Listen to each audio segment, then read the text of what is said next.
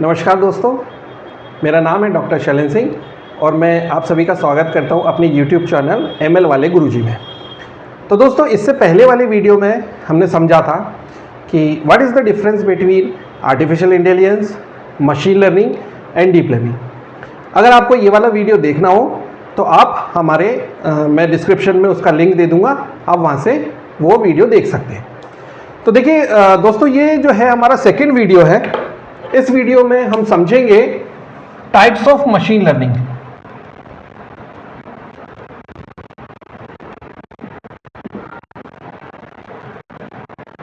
Types of machine learning. तो दोस्तों, ऐसा है कि मशीन लर्निंग स्टार्टिंग में जो कॉन्सेप्ट था वो बहुत लिमिटेड फील्ड्स में था, बहुत लिमिटेड मॉडल्स थे, एल्गोरिथम्स बहुत ज़्यादा नहीं थी। लेकिन जैसे जैसे मॉडल्स बढ़ते गए, एल्गोरिथम्स इंक्रीज होते गए, तो हमें एक ज़रूरत महसूस हुई कि हम थोड़ा सा इसमें क्लासिफिकेशन कर दें।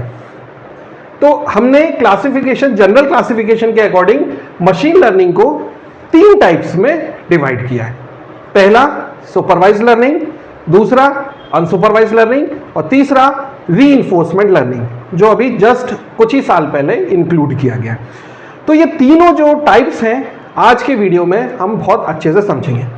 तो दोस्तों, मैं यहाँ पर एक बात बोलना चाहता हूँ, अगर आपको मेरे वीडियोस अच्छे लग रहे हैं तो प्लीज़ मेरे चैनल को सब्सक्राइब करिए और मेरे वीडियोस को जो है लाइक करिए, शेयर करिए। और अगर आपको कहीं पर भी कोई प्रॉब्लम आ रही है तो आप कमेंट में आप उसको बताइए, लिखिए, मैं ज़रूर रिप्लाई करूँगा और कोशिश करूँगा कि आपको प्रॉपर जवाब मिल सके और आपको प्रॉपरली जो आपका क्वेश्चन था उसको प्रॉपरली आप समझ सकें।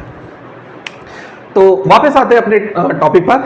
हमारा जो टॉपिक है that is types of machine learning. तो सबसे पहला जो टाइप है दोस्तों that is supervised learning. Supervised learning.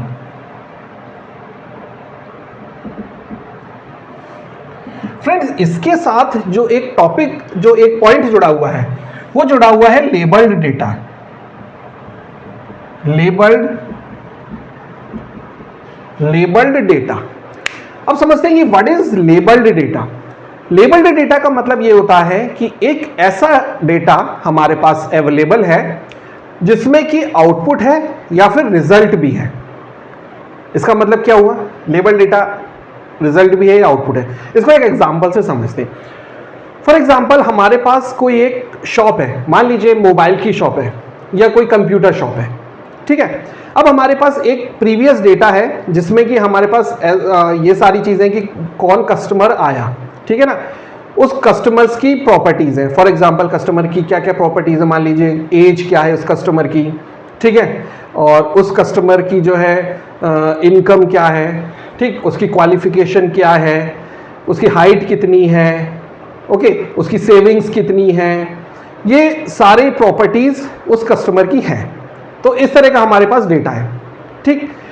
अब अगर मान लीजिए उसी डेटा में हमारे पास ये भी अवेलेबल है, ये इंफॉर्मेशन भी अवेलेबल है कि उस कस्टमर ने जो आया था, जिसकी प्रॉपर्टीज ये थी कि एज क्या है और इनकम क्या है, उसकी सेविंग क्या है, उस कस्टमर ने प्रोडक्ट परचेज किया या नहीं किया। Got the point? उस कस्टमर ने मोबाइल परचेज किया कि नहीं किया। दैट मीन्स ये जो हो जाएगा ना, ये रिजल्ट कहलाएगा कि फाइनली हमको चाहिए क्या, वो डेटा में अवेलेबल है कि नहीं है। तो इस तरह के डेटा पे जब हम काम करते हैं तो हम प्रिडिक्शन कर पाते हैं कि अगर कोई नया कस्टमर हमारे पास आता है तो वो जो नया कस्टमर है, जो नया इनपुट है, अगर उसकी एज ये है, इनकम ये है, क्वालिफिकेशन ये है, उसकी हाइट ये है, उसका कलर ये है और उसकी सेविंग्स इतनी इतनी है, तो क्या वो मोबाइल परचेस करेगा या नहीं करेगा। Okay, so that comes under supervised learning. Got the point? Okay. Second type है अनसुपरवाइज्ड लर्निंग। अनसुपरवाइज्ड लर्निंग, जैसा कि सुपरवाइज्ड लर्निंग में जो टर्म जुड़ा हुआ था वो था लेबल्ड डेटा, बिल्कुल इसी तरह से अनसुपरवाइज्ड लर्निंग में जो टर्म इसके साथ जुड़ा हुआ है वो है अनलेबल्ड डेटा। Unlabelled data.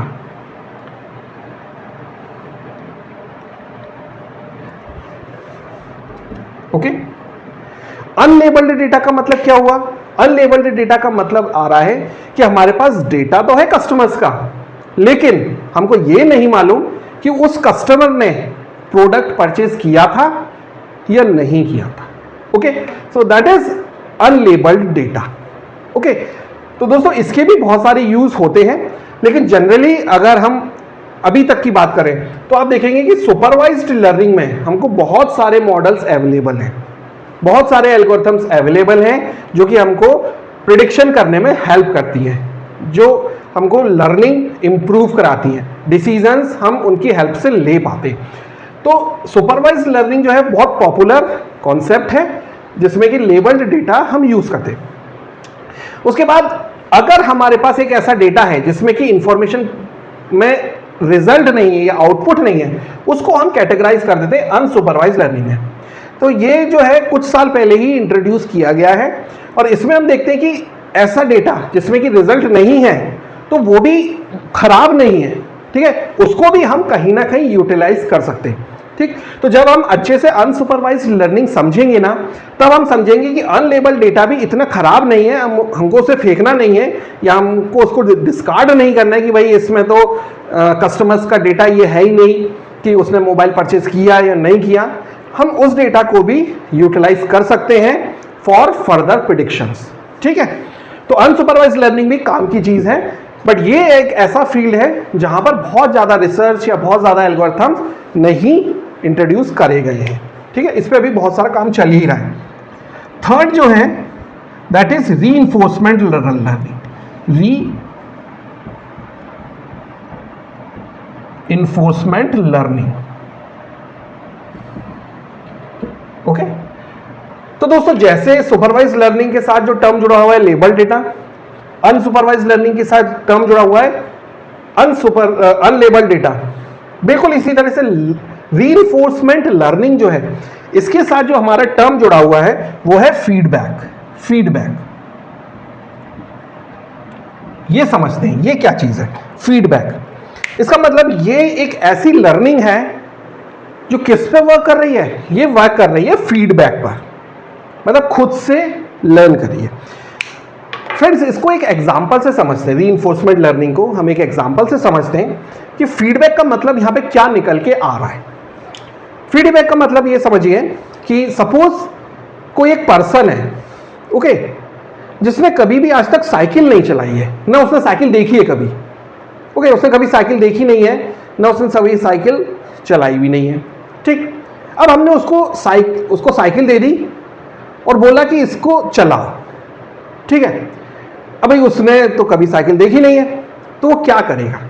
वो सबसे पहले उसको क्लोजली ऑब्जर्व करेगा, मॉनिटर करेगा। वो देखेगा कि इस साइकिल में है क्या क्या।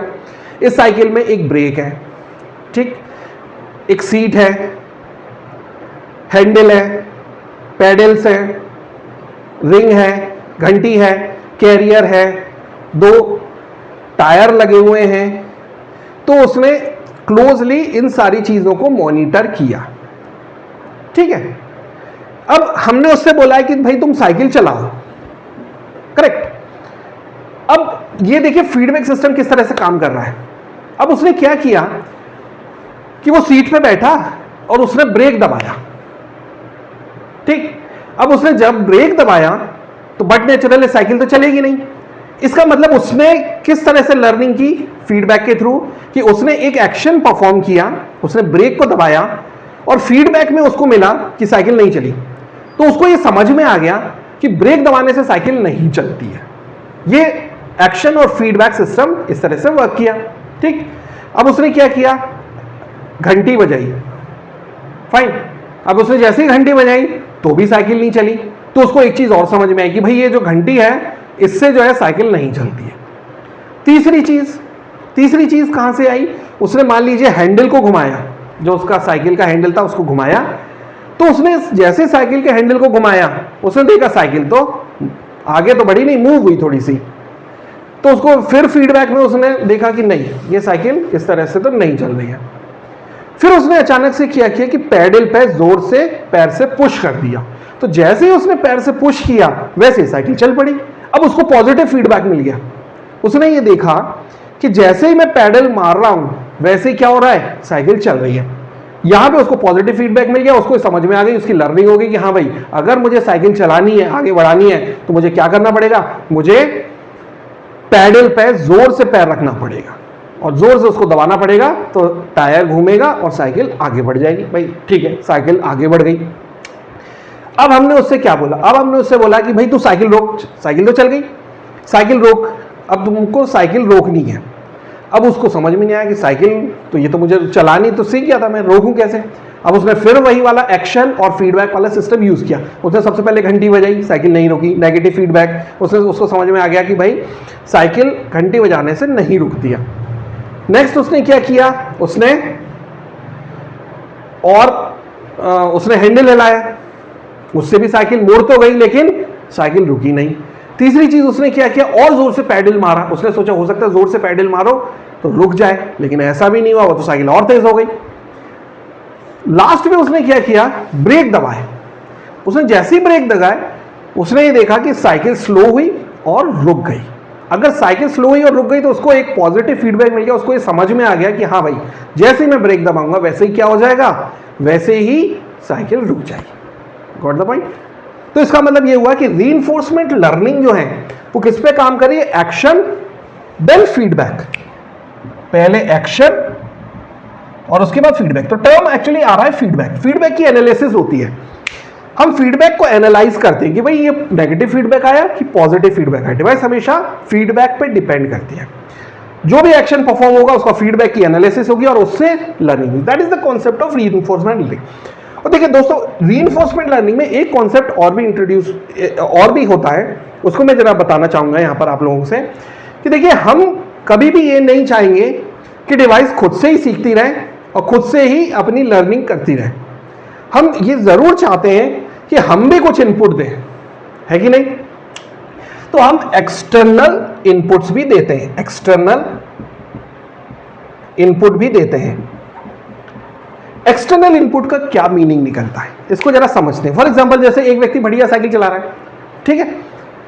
अब मान लीजिए वहां पर जो व्यक्ति जो है, पर्सन जो साइकिल चला रहा था, उसके आसपास बहुत सारे लोग खड़े हुए हैं, ठीक है। अब जब बहुत सारे लोग खड़े हुए हैं तो वो कुछ ना कुछ उसको चीयर अप करेंगे कि नहीं करेंगे। तो अगर मान लीजिए वो जो लोग खड़े हुए हैं आसपास, अगर वो बोल रहे हैं कि शाबाश, बहुत बढ़िया बहुत बढ़िया, बढ़िया साइकिल चला रहे हो, इस तरह से ही साइकिल चलती है, बकअप, कम ऑन, बढ़िया, बहुत बढ़िया, अच्छा काम कर रहे हो, गुड जॉब गुड जॉब।